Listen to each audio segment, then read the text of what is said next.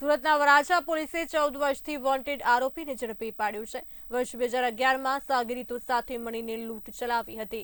લૂંટ કરવા આવેલ આરોપી દ્વારા ફાયરિંગ કરાયું હતું।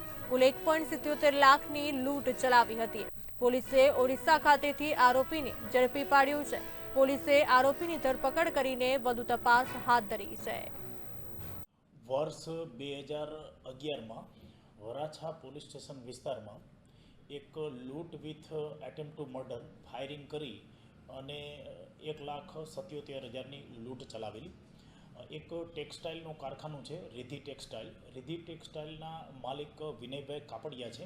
એને ત્યાં લગભગ તારીખ 26/9/2011ના રોજ 3 ઈસમો દેશી તમંચા અને હથિયાર સાથે આવેલા અને ત્યાં એમને લગભગ સાંજે 7 વાગ્યાની આસપાસમાં લૂંટ ચલાવેલી। લૂંટ કર્યા બાદ વરાછા પોલીસ સ્ટેશનમાં વર્ષ 2011માં ગુનો દાખલ થયેલો અને એટ એ ટાઈમ લગભગ 3 જેટલા આરોપીને પકડી લેવામાં આવેલા।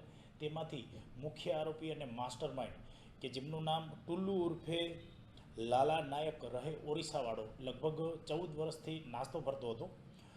અત્રે વરાછા પોલીસ સ્ટેશનના ડી સ્ટાફને એવી હકીકત મળેલી ટેકનિકલ રિસોર્સિસ આધારે અને બાતમીદારોથી કે સદરુ આરોપી ઓરિસ્સામાં એના ગામ ધજોલા ખાતે હાલમાં છે, જેથી સદર બંને પોલીસના ડી સ્ટાફના જવાનો ત્યાં ઓરિસ્સા ખાતે જઈ અને લગભગ 10 દિવસ સુધી એ ગામની અંદર સફાઈ કામદાર બની, રિક્ષાવાળા ડ્રાઈવર બની રિક્ષા લઈ અને વોચમાં હતા।